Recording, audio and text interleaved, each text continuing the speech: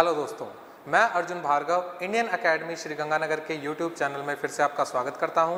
दोस्तों, आज हमारा टॉपिक मौलिक अधिकार, जिसका भाग 2 हम शुरू करेंगे आज, जिसमें मैंने आपको बताया था पिछले टॉपिक मौलिक अधिकार के पिछले जो हमने टॉपिक किया था, जो हमने शुरू किया था, जिसमें मैंने आपको इसकी मौलिक अधिकार की विशेषताएं और इसके बारे में जो महत्वपूर्ण चीज़ें थी वो बता दी थी। इसी के साथ महत्वपूर्ण बातों के साथ साथ हमने एक महत्वपूर्ण आर्टिकल अनुच्छेद 12 जो कि राज्य की परिभाषा दी गई है वो हमने कंप्लीट कर लिया था।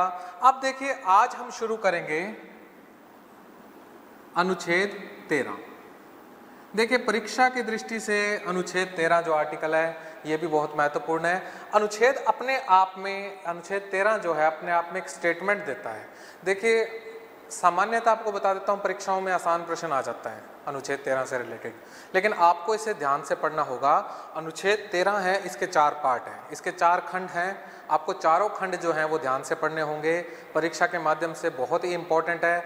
इसी अनुच्छेद में मैं आपको न्यायिक पुनरावलोकन का सिद्धांत भी बताऊंगा, वो भी जो आर्टिकल 13(2) के अंतर्गत आता है। देखो, आर्टिकल 13 अपने आप में एक स्टेटमेंट देता है, लेकिन इससे पहले ये कहता है मूल अधिकारों, ये आपको लाइन याद रखनी पड़ेगी, आपको खास कर ध्यान रखना होगा। ये पहले आपको मैं ये लाइन बताऊंगा जो संवैधानिक लाइन जो लिखी हुई है, संविधान में लिखी हुई है, फिर इसका अर्थ बताऊंगा, तो आप ध्यान देना। ये कहता है मूल अधिकारों से असंगत या मूल अधिकारों से असंगत या उनका मतलब मूल अधिकारों का अल्पीकरण, मतलब जो उसकी शक्तियों को कम करेगा। अल्पीकरण का मीनिंग क्या समझना, जो उसकी शक्तियों का कम करेगा, उनका अल्पीकरण करने वाली विधियां।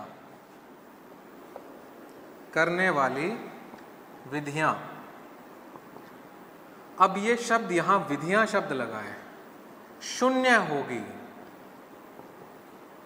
एक तो आपको शब्द याद रखना पड़ेगा, बता देता हूं, विधि शब्द आपको याद रखना पड़ेगा।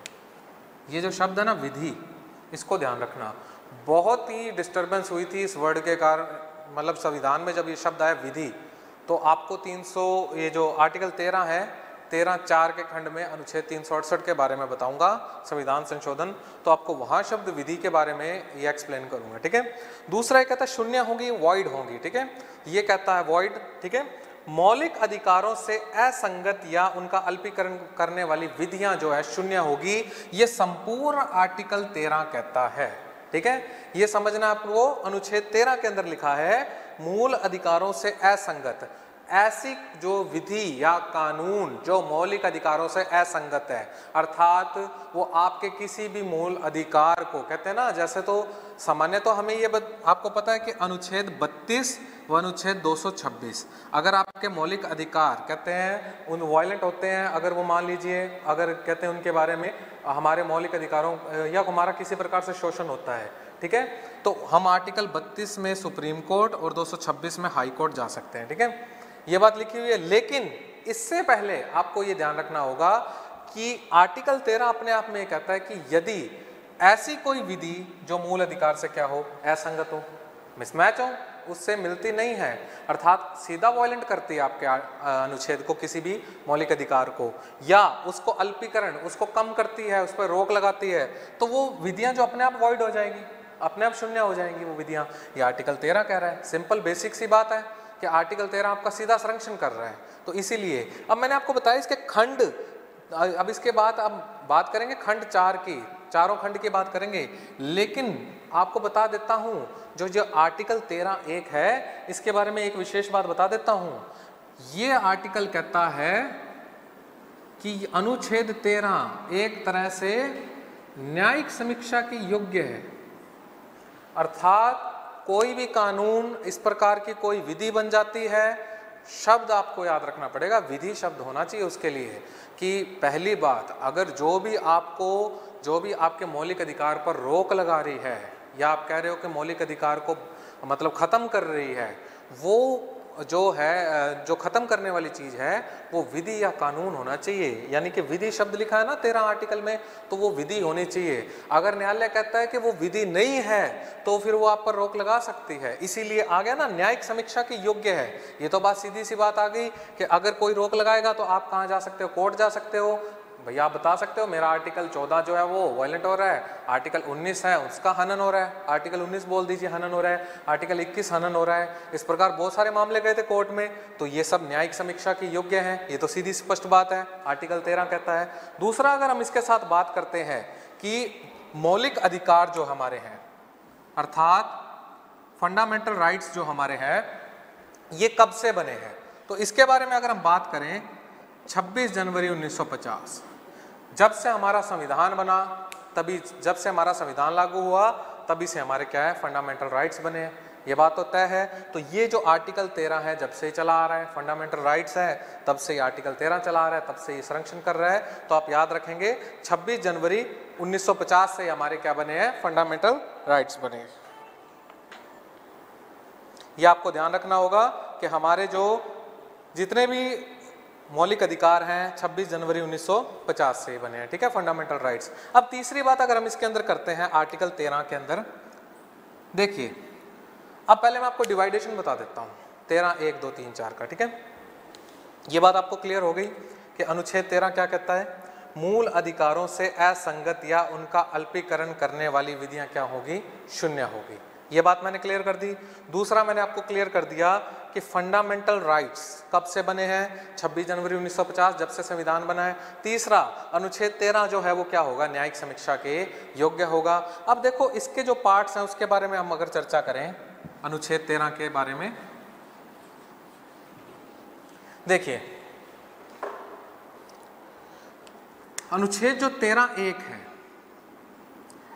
ये तो कहता है संविधान के पूर्व, जब संविधान बना था उससे पूर्व, अर्थात ये प्रीवियस टाइम के लिए कहता है। ये आपको ध्यान रखना पड़ेगा, ये किसके बारे में कहता है, प्रीवियस कॉन्स्टिट्यूशन लॉज के बारे में। ये आपको याद रखना पड़ेगा, प्रीवियस कॉन्स्टिट्यूशन लॉज के बारे में। कौन सा आर्टिकल कहता है, आर्टिकल 13(1), जो कि संविधान बनने से पहले जो भारत देश में बहुत सारे कानून बने थे, क्योंकि आपको पता उस समय ब्रिटिश शासन चल रहा था, तो उस समय बहुत सारे कानून थे।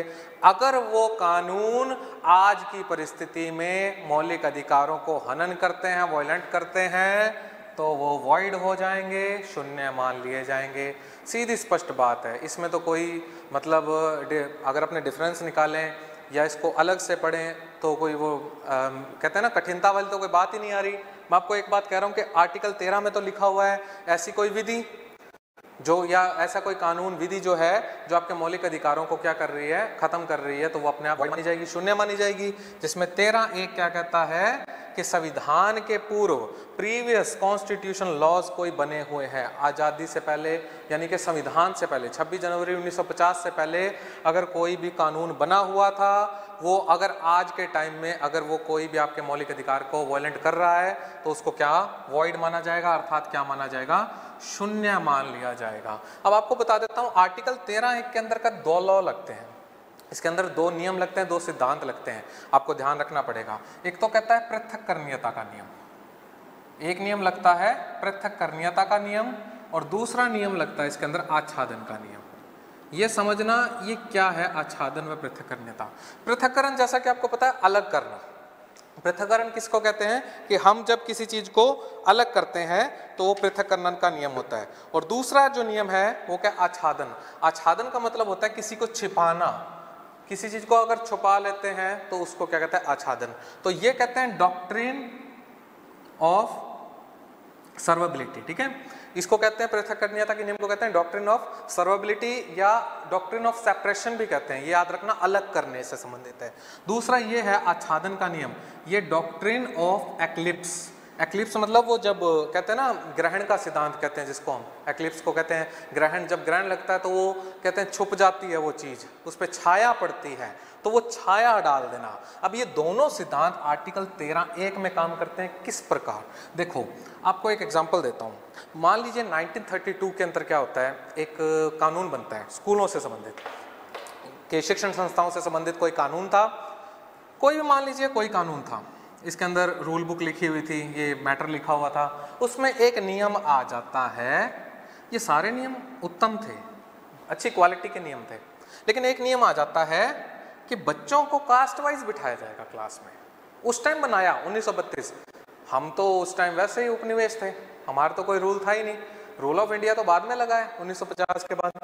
तो अब इस टाइम हमारा कोई रूल था नहीं, लेकिन उन्होंने, अंग्रेजों ने एक रूल बना दिया कि बच्चों को कास्ट के हिसाब से बिठाया जाएगा, और आपके सोसाइटी में कास्ट सिस्टम तो चलता ही है, तो उन्होंने ये सिस्टम बना दिया। लेकिन जब 26 जनवरी 1950 की तारीख आई, जो मैंने आपको बताया 26 जनवरी 1950 जब हमारा संविधान लागू हुआ, हमें पता चला ये वाला ये जो उन्होंने रूल डाला हुआ है, ये तो समाज में इक्वालिटी प्रदान कर ही नहीं रहा, समानता तो दे ही नहीं रहा, ये तो सीधा आपके आर्टिकल 14 सीधा हनन हो रहा है इसके अंदर, क्योंकि आप कहते हैं कि विधि के सामने सब समान है, और ये किस प्रकार का रूल है। तो बेसिकली जो ये आपका 1932 के अंदर एक बना था रूल, ठीक है, डिस्क्रिमिनेशन दे रहा है ना, यहाँ पर विभेद दे रहा है, तो ध्यान देना 1932 का जो एक रूल बना था वो अपने आप इस तारीख से क्या हो गया, वॉइड हो गया, सीधी सी बात है। मैं आप मेरी बात समझा, वो क्या हो गया, अपने आप से वॉइड हो गया। लेकिन क्या ये पूरा का पूरा नियम थोड़े ना खत्म हो गया, उसकी सिर्फ एक टर्म गलत थी, मेरी बात समझे।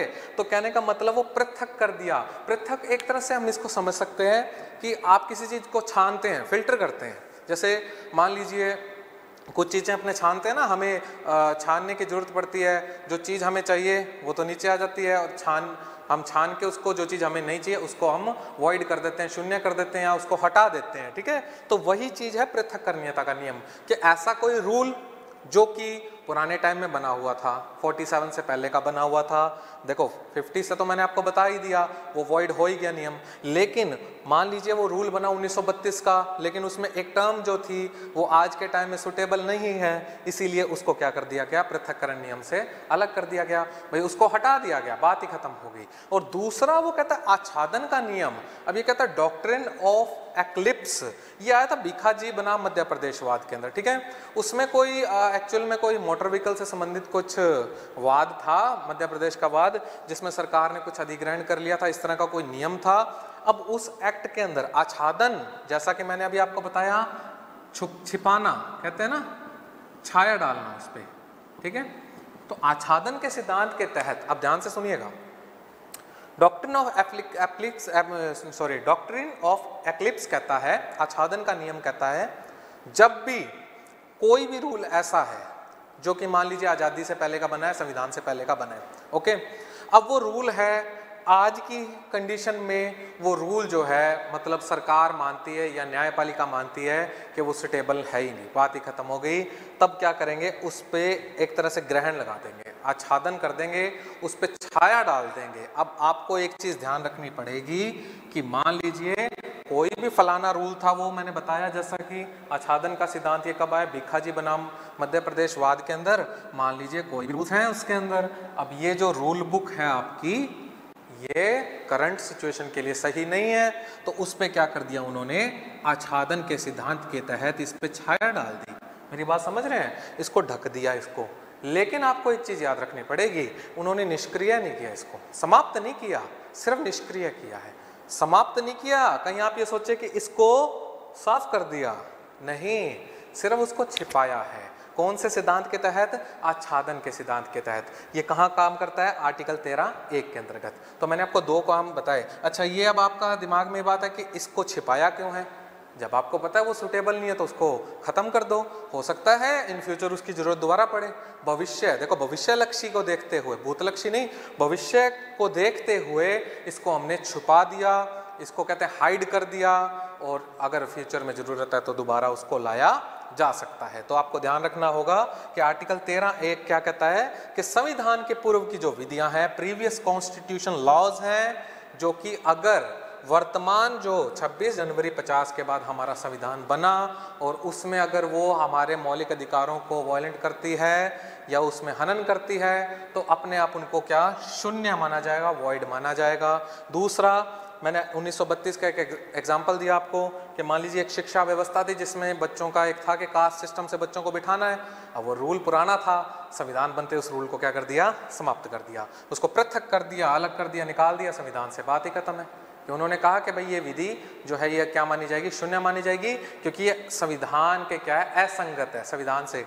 यही लिखाई थी ना लाइन मैंने आर्टिकल 13 में कि जो विधियां संविधान से असंगत है। दूसरा बात करें आच्छादन की, तो मैंने अभी बता ही दिया कि ऐसा कोई रूल है उसको छिपा दिया जाएगा, ऐसी कोई विधि है, लेकिन उसको नष्ट नहीं किया जाएगा ताकि भविष्य में उसकी जरूरत पड़ सकती है, अर्थात एक तरह से निष्क्रिय कर दिया जाएगा। तो आपके आर्टिकल 13 के अंतर्गत कितने, ये आर्टिकल 13(1) में कितने सिद्धांत आ गए? 2 आ गए। एक तो डॉक्ट्रिन ऑफ सर्वेबिलिटी या सेपरेशन, ठीक है, ये आप याद रखेंगे, पृथक्करणीयता का नियम। दूसरा आच्छादन का नियम, डॉक्ट्रिन ऑफ एक्लिप्स, ठीक है। नेक्स्ट इसके अंदर आपका आर्टिकल आता है 13(2).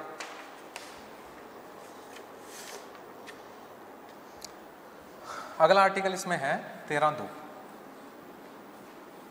देखो 13(2) के अंदर क्या है, एक तो आपको पढ़ना पड़ेगा न्यायिक पुनरावलोकन। अब पहले तो इसके आप नेचर देखो क्या है। 13(1) क्या कहता है? संविधान के पूर्व की जो विधियां हैं अगर वो असंगत है तो वो क्या है? शून्य मान ली जाएगी। 13(2) ने स्पष्ट ही कह दिया, अब संविधान के बाद की बात कर रहा हूं मैं, 26 जनवरी 1950 के बाद कि, अब ध्यान देना 26 जनवरी 1950 यहां पर बात हो रही है संविधान रेडी होने के बाद। ये कहता है कि राज्य ऐसी विधियां नहीं बना सकता जो फंडामेंटल राइट्स से असंगत हो या उसके अगेंस्ट हो या उसको वायलेंट करती हो।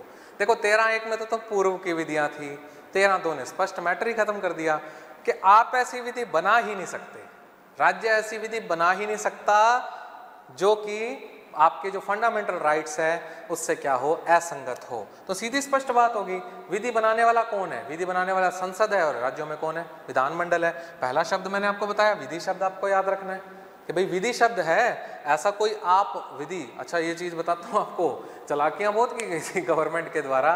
गवर्नमेंट ने क्या किया? संविधान संशोधन करने शुरू कर दिए। हुआ यह था कि जब 1966 में 2-3 केस लगातार इंदिरा गांधी सरकार आ रही थी, मतलब सरकार के मतलब बताते हैं उसमें हार हुई। एक तो गोलकनाथ मामला था, जिक्र करूंगा अभी मैं। उसके बाद बैंकों का राष्ट्रीयकरण किया था इंदिरा गांधी ने, तो वो भी कोर्ट न्यायालय ने उस ऑर्डर को भी वापस ले लिया। तीसरा उन्होंने प्रीवी पर्स खत्म किया था जो राजाओं का, उस पर भी अगेंस्ट हो गए थे।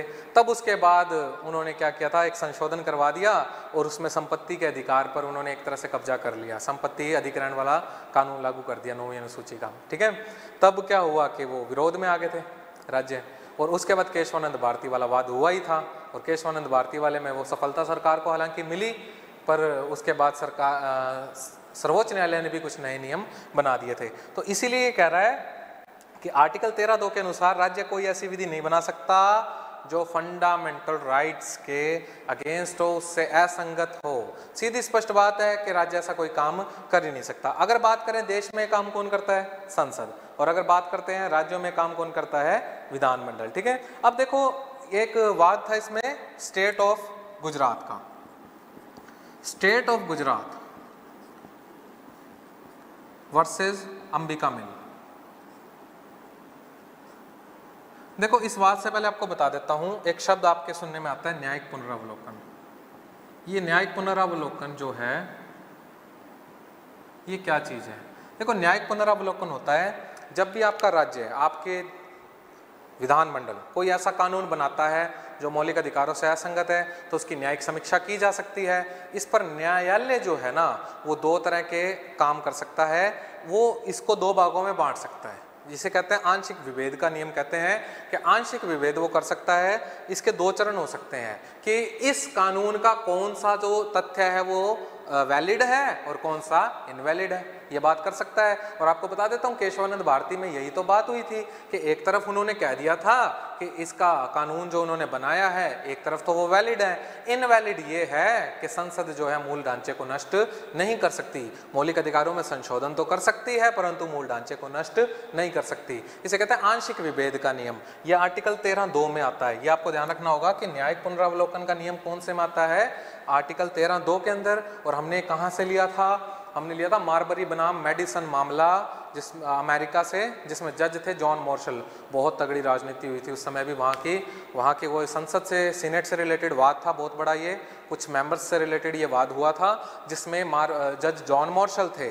उस समय ये न्यायिक पुनरावलोकन हुआ था उस केस में, उस जो अमेरिका से। तो आप याद रखना, ये क्वेश्चन आ चुका है कि हमारे देश में न्यायिक पुनरावलोकन व्यवस्था कहाँ से ली गई है, अमेरिका से। तो आपको ये याद रखना पड़ेगा यूएसए से। लेकिन एक चीज़ आप ध्यान रखना, सिर्फ ये आंशिक रूप पाया जाता है, न्यायिक पुनरावलोकन केवल भाग 3 में पाया जाता है, ये आपको ध्यान रखना पड़ेगा। वो भी कौन से आर्टिकल में, 13 के अंदर। 13 में किस में, 13(2) के अंतर्गत। ये आपको ध्यान रखना होगा कि भारत में न्यायिक पुनरावलोकन की व्यवस्था आर्टिकल 13(2) में, जिसमें न्यायिक पुनरावलोकन का कौन सा नियम पाया जाता है, आंशिक विभेद का नियम।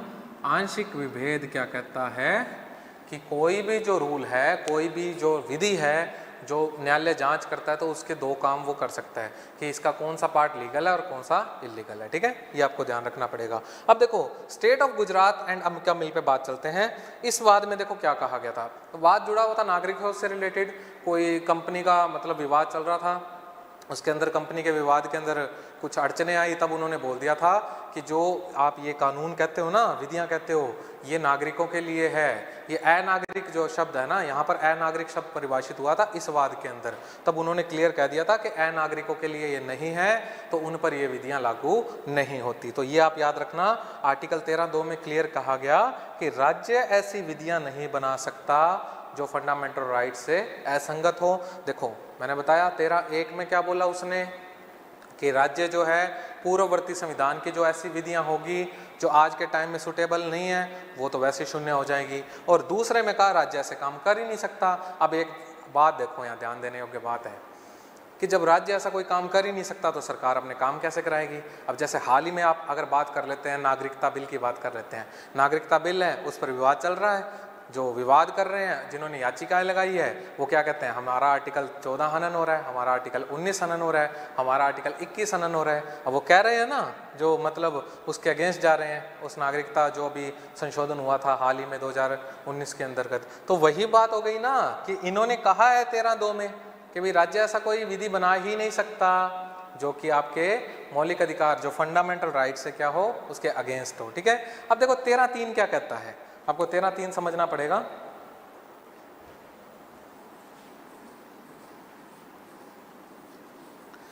देखो 13(3) क्या कहता है,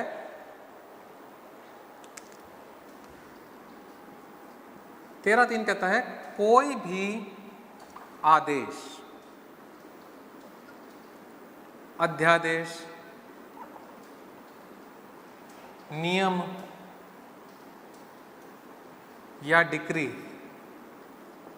ठीक है, कोई भी आदेश, अध्यादेश, नियम या डिक्री यदि मौलिक अधिकारों का, फंडामेंटल राइट्स का क्या करती हो, हनन करती हो, तो वो क्या घोषित हो जाएगी, वॉइड हो जाएगी, अर्थात शून्य घोषित हो जाएगी। अब ये समझो पहले, आदेश क्या होता है। आदेश होता है गवर्नमेंट द्वारा दिया गया कोई आदेश। ठीक है, सरकार ने कोई आदेश दे दिया, गृह मंत्रालय ने दे दिया, कोई भी ऐसा आदेश दे दिया।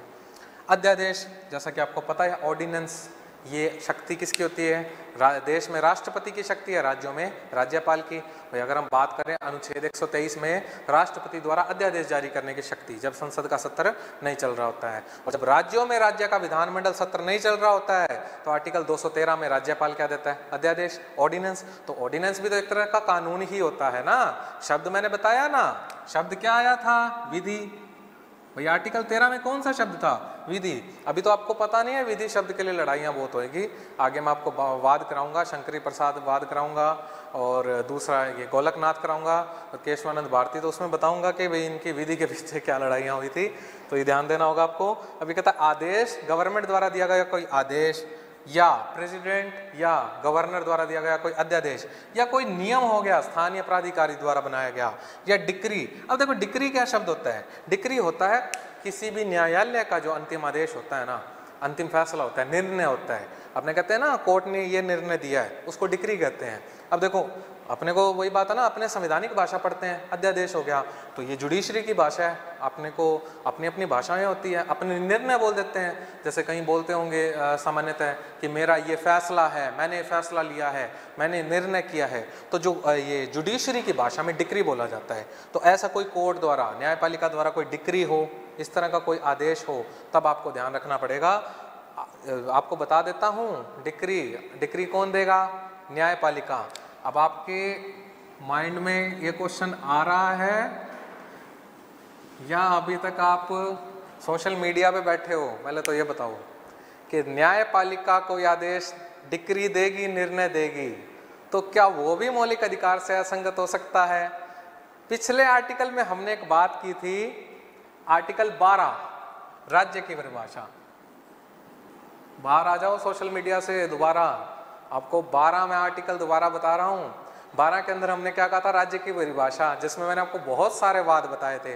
मोहम्मद यामीन वाला वाद बताया था मैंने आपको, राजस्थान इलेक्ट्रिसिटी बोर्ड का वाद बताया था आपको, एयरपोर्ट अथॉरिटी का वाद बताया था आपको मैंने, तो इस तरह अजय हसिया वाला वाद बताया था मैंने आपको, और सरकारी जो मैटर वाला वाद बताया था जिसमें कि सरकारी संस्थाओं के बारे में मैटर था। तो आप मुझे ये बताइए, कहीं भी हमने ये बात नहीं बोली कि न्यायपालिका क्या राज्य में आती है या नहीं आती। भाई न्यायपालिका क्या राज्य है कि नहीं है? तो आपको बता देता हूँ, आर्टिकल 12 में न्यायपालिका भी राज्य में आती है, क्योंकि न्यायाधीशों द्वारा न्यायिक अधिकारियों की नियुक्ति किया जाना। मेरी बात समझ रहे हैं आप? न्यायाधीश द्वारा न्यायिक अधिकारियों की नियुक्ति की जाना, तो इससे इस मैटर में क्लियर हुआ था कि न्यायपालिका भी राज्य के अंतर्गत आती है। तो अब यहाँ पर देखो डिक्री शब्द आ गया, ये तो आदेश गवर्नमेंट द्वारा दिया गया, ये प्रेसिडेंट द्वारा दिया गया, गवर्नर द्वारा दिया गया, नियम किसी प्राधिकारी द्वारा बनाया गया, या डिक्री जब न्यायपालिका द्वारा डिक्री या कोई अंतिम निर्णय दिया गया, यदि 13(3) के अनुसार इनमें से किया गया कोई भी कार्य फंडामेंटल राइट्स के अगेंस्ट होता है, उसको वॉयलेंट करता है आपके मौलिक अधिकारों को, उसका हनन करता है, तो वो वॉइड माना जाएगा या वो शून्य माना जाएगा। कौन से आर्टिकल में लिखा है? 13(3) के अंतर्गत। ये आपको क्लियर हुआ कि नहीं हुआ? पहले तो ये बताइए 13(3) के। आपको मैं दोबारा बता देता हूँ, 13(1) में हमने एक बात की थी कि संविधान की पूर्ववर्ती विधियाँ जो है, उसके पहले जो विधियाँ बनी हुई थी, जिसमें मैंने 1932 का एक एजुकेशन सिस्टम का उदाहरण दिया था, ठीक है। अगर मैंने बताया वो विधियाँ जो है वो संविधान के प्रति असंगत हैं, तो वो ऑटोमेटिकली 26 जनवरी से क्या होगी? शून्य होगी, वॉइड होगी। दूसरा 13(2) में मैंने बताया संविधान बनने के बाद सरकार ऐसा कोई काम, राज्य ऐसा कोई काम कर ही नहीं सकता जो कि आपके मौलिक अधिकार के असंगत हो, ऐसी कोई विधि बना ही नहीं सकता। 13(3) कहता है कि ऐसा कोई आदेश, अध्यादेश, नियम, डिक्री हो जो फंडामेंटल राइट्स के अगेंस्ट हो या उसका हनन करती हो, तो वो क्या मान ली जाएगी? शून्य मान ली जाएगी। अब आपका आर्टिकल आता है 13(4), बहुत ही शानदार आर्टिकल। देखिए 13(4) देखिए क्या कहता है। 13(4) कहता है कि अनुच्छेद 368 कौन सी प्रक्रिया है? संविधान संशोधन की प्रक्रिया, ठीक है। अनुच्छेद 368 अर्थात संविधान संशोधन की जो प्रक्रिया है, ये अब देखो वो पॉइंट ये बनता है संविधान संशोधन की प्रक्रिया क्या विधि है कि नहीं है। अब ये कहता है कि 13(4) कहता है संविधान, अनुच्छेद 308 से संविधान संशोधन की प्रक्रिया द्वारा फंडामेंटल राइट में संशोधन हो सकता है। ये क्या कहता है? फंडामेंटल राइट में संशोधन हो सकता है। किसके द्वारा? आर्टिकल 368 द्वारा। अब ये बात तो इसने 13(4) में कह दी, लेकिन इस बात में बहुत ही अड़चने आई थी। जैसे कि अपने 3 वाद की बात करते हैं यहाँ पे। पहला वाद, ध्यान देना बोर्ड पे, पहला वाद कहता है ये शंकरी प्रसाद बनाम, ठीक है। शंकरी प्रसाद वाद ये 1951 का है। हालांकि इसी के साथ एक वाद है, आपको बता देता हूं, सज्जन सिंह बनाम राजस्थान वाद है 1965 का, ठीक है। ये दोनों वाद आप ध्यान रखना, शंकरी प्रसाद और सज्जन सिंह वाद। दूसरा वाद देखो क्या कहता है, दूसरा इंपॉर्टेंट वाद क्या कहता है? गोलकनाथ। बड़ी ही शानदार कहानी है गोलकनाथ ब्रदर्स की। गोलकनाथ 1967। और आपको बता देता हूं आपका तीसरा वाद जो है केशवानंद भारती वाद। केशवानंद भारती बनाम केरल राज्य 1973। अब देखो इन तीनों वाद के अंदर कोर्ट की स्टेटमेंट्स कैसे पलटी, ये आपको ध्यान देना पड़ेगा। पॉइंट ये उठा, आपको बता देता हूं कि संविधान के अंतर्गत अनुच्छेद 368 के अंतर्गत 368(4) पहला तो आर्टिकल ये जोड़ा गया था 42वें संशोधन में। उसमें क्या कहा गया? उसमें बोला गया कि 368(4) में लिखा हुआ है कि किसी भी संविधान संशोधन को न्यायालय में चुनौती नहीं दी जाएगी।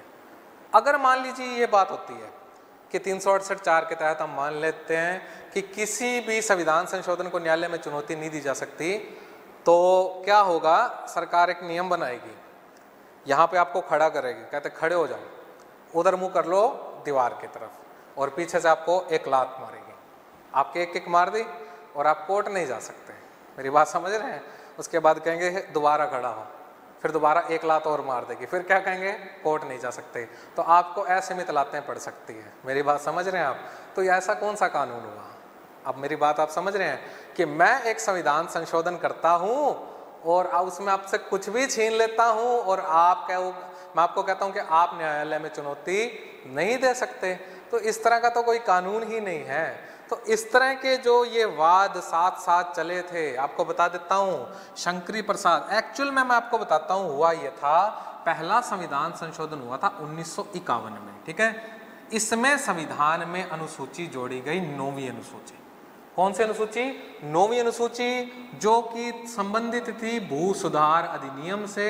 एक्चुअल में स्टेट्स को छूट मिली कि स्टेट्स जो हैं अपने लैंड रिफॉर्म्स बना सकती हैं, ठीक है, लैंड रिफॉर्म एक्ट बना सकती है।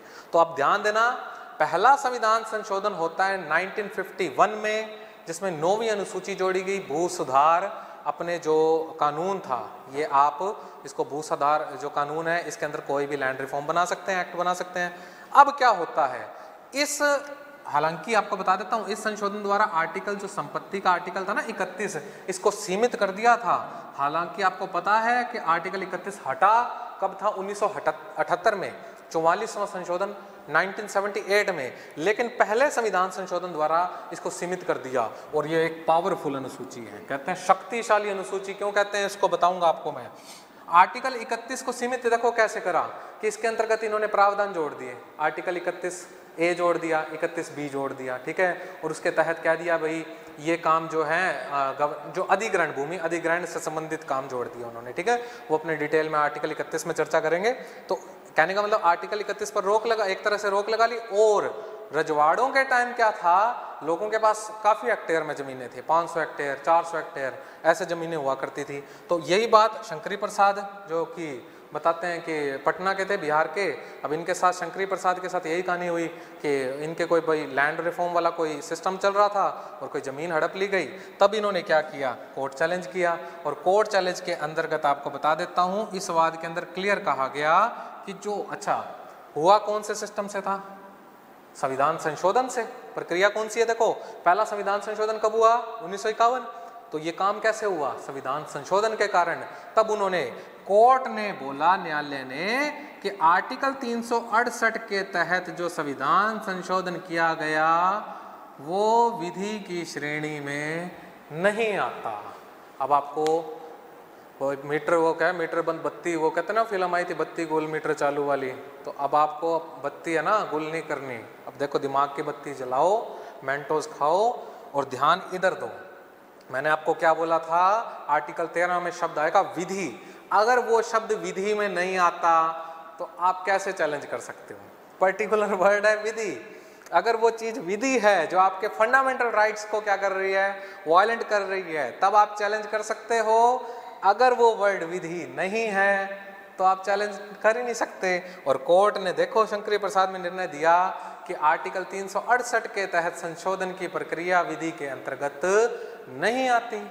और जब नहीं आती तो न्यायालय में चुनौती किस आधार पे दोगे भाई, बताओ, दिमाग लगाओ। अगर आपके पास कोई सब्स्टिट्यूट है इसका न्यायालय में चुनौती देने का, कि भाई मेरे पास तो है नहीं दिमाग में। हालांकि केशवानंद भारती के जो वकील थे, नाना भाई पालकी वाला, उनके दिमाग में आ गया था कैसे चुनौती दी जाती है, पर मैं तो बहुत बड़ा वकील तो ठहरा नहीं। फिर भी चलिए बात करते हैं। देखो ध्यान दीजिएगा, शंकरी प्रसाद वाद में क्या बोला गया कि ये जो शब्द है ये विधि के अंतर्गत नहीं आता। पहली बात ये क्लियर होगी आपको कि ये शब्द विधि के, संविधान संशोधन है, ये विधि के अंतर्गत नहीं आता। और इन्होंने अपना फैसला रिपीट किया कौन से वाद में, सज्जन सिंह वाद में। कि सज्जन सिंह वाद में भी इन्होंने बोल दिया था कि ये शब्द विधि के अंतर्गत नहीं आता। मतलब इन दोनों के फैसले बताते लगभग सेम से थे, इन दोनों वादों के, ठीक है। अब तीसरी बात सुनना, यहाँ पर ये बात आपको समझ आएगी। पहला संविधान संशोधन 1951, 9वीं अनुसूची बनाई गई। और आपको बता देता हूँ 9वीं अनुसूची का एक चैलेंज था कि जो भी कानून 9वीं अनुसूची में डाल दिया ना उसको न्यायालय में चुनौती नहीं दे सकते। ये देखो पहले संशोधन में ये काम हुए थे कि भाई कोई भी कानून जो 9वीं अनुसूची में चला गया उसको क्या करेंगे, चुनौती न्यायालय में नहीं दे सकते।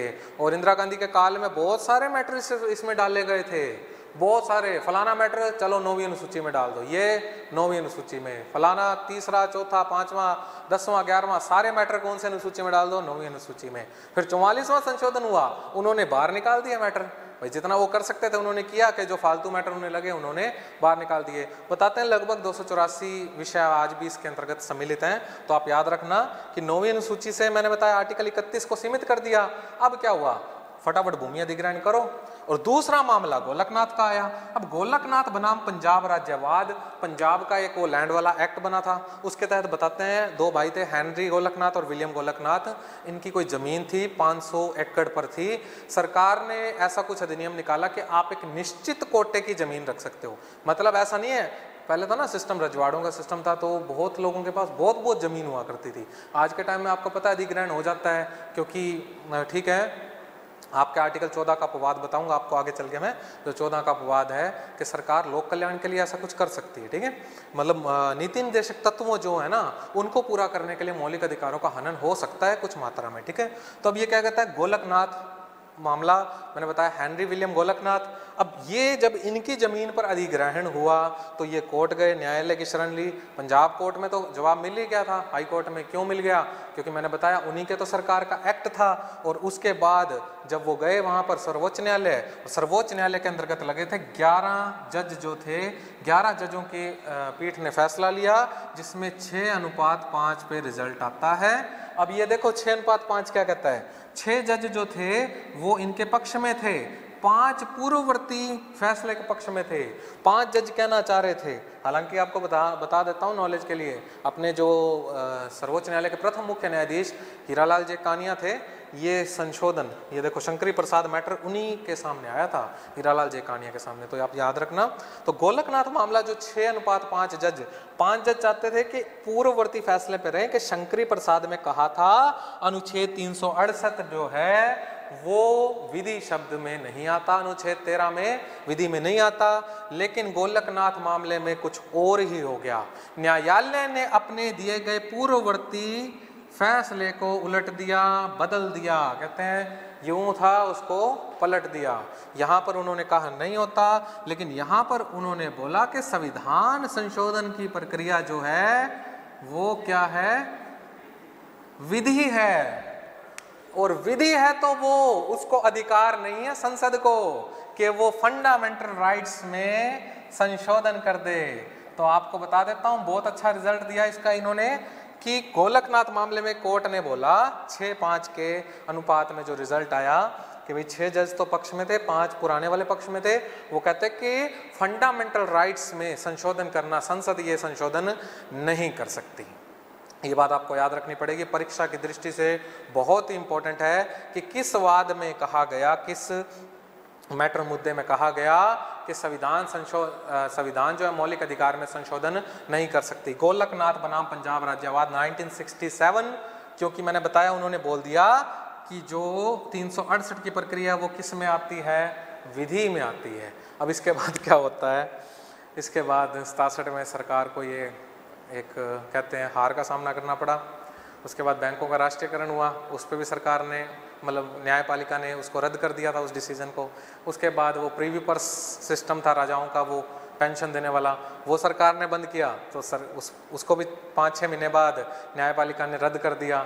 तो परेशान हो गए थे इंदिरा गांधी की सरकार में। तो 1971 में उन्होंने 25वां संशोधन किया था, संविधान संशोधन। उसके तहत उन्होंने क्या किया था, कुछ रूल्स बनाए। कुछ रूल्स ये थे कि पहली बात तो पहले 24वां संविधान संशोधन हुआ। 24वां संविधान संशोधन में उन्होंने क्या किया कि जो संविधान संशोधन होगा, आर्टिकल 368 के तहत संविधान संशोधन होगा, उस पर राष्ट्रपति साइन करने के लिए क्या हो जाएगा, बाध्य हो जाएगा। और 25वें संविधान संशोधन में उन्होंने आर्टिकल 31 को और सीमित कर दिया। उन्होंने क्लियर कर दिया भाई सरकार में आर्टिकल 31 में सी जोड़ दिया, तीसरा हिस्सा, कि जब चाहे सरकार ना संपत्ति का अधिग्रहण कर सकती है। और जब संपत्ति का अधिग्रहण शुरू हुआ उसी टाइम 1973 की घटना सामने आ गई। अब वो घटना क्या थी? केशवानंद भारती। और देखो केशवानंद भारती जो थे ये एक हिंदू पुजारी थे। जैसे कोई वकील या कोई इनका कोई जजमेंट से बैकग्राउंड नहीं था, जुडिशरी से। ये साधारण एक पुजारी थे जो केशवानंद केरल में एक मठ चला रहे थे जो शंकराचार्य का। उस समय क्या हुआ कि भाई ठीक है, केरल सरकार ने भी कुछ नियम बनाए थे भूमि से संबंधित, और बताते हैं इनकी ज़मीन पर अधिग्रहण हो रहा था, काफ़ी ज़मीन अधिग्रहण कर ली गई। तब इन्होंने क्या किया, एक वकील थे नानाभाई वकील के समय क्या हुआ, कुछ घटनाएं घटी। ये जो लगभग केस थे ना, बताते हैं सरकार के अगेंस्ट वाले केस थे, उसमें नानाभाई लड़ रहे थे। तब केशवानंद भारती का केस भी उन्होंने लड़ा और उन्होंने चैलेंज किया कि आप किस आधार पे मेरी ज़मीन छीन सकते हैं, आप अधिग्रहण कैसे कर रहे हो इतनी बड़ी ज़मीन को। सरकार ऑलरेडी बना चुकी थी, संशोधन कर चुकी थी कि भाई आर्टिकल 31 को सीमित कर दिया था उन्होंने। अब वो कहते हैं अब ये चैलेंज ये कैसे लेगा। हालांकि पूरी कोशिश की, यहाँ पर 11 जज लगे थे, यहाँ पर 13 जजों की पीठ लगी, 7 और 6 में फैसला आया था। 7 जज, देखिए 7 जज जो थे वो फैसले के पक्ष में थे, सरकार की तरफ थे, और 6 जज जो थे ना वो आप समझना कि मतलब केशवानंद भारती की तरफ थे। ये आपको याद रखना पड़ेगा कि 6 जज थे केशवानंद भारती की तरफ थे, 7 जज किसकी तरफ थे, सरकार की तरफ थे। हालांकि सरकार को इसमें जीत जरूर मिली, लेकिन वो आधी अधूरी जीत थी। अब पहली बात तो ये, शंकरी प्रसाद में बोला कि संविधान संशोधन विधि नहीं है, गोलकनाथ में बोला विधि है, यहाँ पर इन्होंने बोल दिया कि संविधान संशोधन की प्रक्रिया आर्टिकल 13 में विधि नहीं है। पर आप ये नहीं कर सकते कि संविधान के जो मौलिक ढांचा है, आधारभूत ढांचा है, उसको नष्ट कर दो। संविधान संशोधन कर सकते हो, संसद जो है संविधान के किसी भी भाग में संशोधन करती है, परंतु वो संविधान के आधारभूत या मूलभूत ढांचे में परिवर्तन नहीं कर सकती, उसमें छेड़छाड़ नहीं कर सकती। क्वेश्चन बनता है बहुत अच्छा कि किस वाद में दोबारा बोला गया कि संविधान संशोधन विधि नहीं है, केशवानंद भारती वाद में। दूसरी बात, इसमें कितने जजेस लगे थे, 13 जजेस लगे थे, मतलब 13 जजेस की रिपोर्ट आई थी। तीसरा, इसमें आधारभूत, बताते हैं कि अगर आपके प्रश्न आता है कि आधारभूत या मूलभूत ढांचे की संकल्पना किस वाद में सामने आई, केशवानंद भारती वाद में, और यहाँ पर बोल दिया कि ये विधि नहीं है। अर्थात आर्टिकल आपका 13(4) क्या कहता है, जो मैंने पहली बात आपको बताई थी, 13(4) के अंतर्गत क्लियर लिखा हुआ है कि जो आपके अनुच्छेद 368 की प्रक्रिया के तहत फंडामेंटल राइट्स में परिवर्तन हो सकता है, पर कंडीशन ये है कि उससे संविधान का मौलिक ढांचा जो है वो परिवर्तन नहीं होना चाहिए, उसके साथ छेड़छाड़ नहीं कर सकते आप, ये ध्यान रखना। तो ये आपका आर्टिकल 13 था, जिसमें मैंने आपको आर्टिकल 13 के 4 पार्ट बताए। 13(1) जिसमें क्या बोला गया कि पूर्ववर्ती विधियां यदि वो सुटेबल नहीं है तो वो नष्ट हो जाएंगी। 13(2) में मैंने आपको क्लियर बता ही दिया, संविधान बनने के बाद वो किसी प्रकार के ऐसा कानून नहीं बना सकती जो मौलिक अधिकार से असंगत हो। फिर 13(3) में मैंने आपको बताया ऐसा कोई विधि, उपविधि, आदेश, अध्यादेश हो जो फंडामेंटल राइट्स को हनन कर रहा हो तो वो वॉइड हो जाएगा, शून्य माना जाएगा। और 13(4) कहता है कि फंडामेंटल राइट्स में संशोधन संसद कर सकती है, लेकिन उसमें ये वाद बताए जिसमें फाइनली केशवानंद भारती वाद में कहा गया कि हम मानते हैं संविधान संशोधन की प्रक्रिया विधि नहीं है, परंतु आप आधारभूत या मूलभूत ढांचे से छेड़छाड़ आप नहीं कर सकते, उसको छेड़ नहीं सकते। तो ये आपके मौलिक अधिकार से संबंधित कुछ वाद थे, आर्टिकल 13 था। उम्मीद करता हूं कि आपको आर्टिकल 13 कंप्लीटली समझ आ गया होगा, क्योंकि RAS परीक्षा जो स्टूडेंट देने वाले हैं उनके लिए खास कर इतना डीप पढ़ना जरूरी है। ठीक है स्टूडेंट्स, आज अपनी क्लास यहीं पर ख़त्म होती है। अनुच्छेद 12 मैंने पिछले अध्याय में करवा दिया, अनुच्छेद 13। अब इसके बाद हम अगली क्लास में समानता के अधिकार, जो समता के अधिकार हैं, वो शुरू करेंगे। उम्मीद करता हूँ आपको ये वीडियो पसंद आया होगा। पसंद आया तो आप लाइक कीजिए, शेयर कीजिए, और ज़्यादा से ज़्यादा हमारा चैनल जो है इंडियन अकेडमी श्री गंगानगर, उसको सब्सक्राइब कर लीजिए। और उम्मीद है जल्दी ही हम अपने जो एप्लीकेशन है इंडियन लर्निंग ऐप है उसको हम लॉन्च करने वाले हैं। तो जैसे ही वो आ जाएगा तो आपको लिंक में डिस्क्रिप्शन में जो आपका जो लिंक है वो वहाँ पर दे दिया जाएगा। इस वीडियो के अभी तक तो आपने देखा होगा उस पर कमिंग सून लिखा आ रहा है, जैसे ही हमारा वीडियो आ जाएगा, क्योंकि देखिए कुछ स्टूडेंट्स मेरे से पूछ रहे थे कि हमारे वीडियो का, हमारे ऐप का क्या हुआ, तो वो जल्दी आने वाला है, जल्दी लॉन्च होने वाला है इंडियन अकेडमी का इंडियन लर्निंग ऐप। जैसे ही आएगा तो वैसे आपको हमारी अकेडमी द्वारा भी सूचना दे दी जाएगी, और आपको लिंक भी प्रदान कर दिए जाएंगे। ठीक है स्टूडेंट्स, जल्दी करते हैं अगली क्लास, तब तक के लिए जय हिंद जय भारत।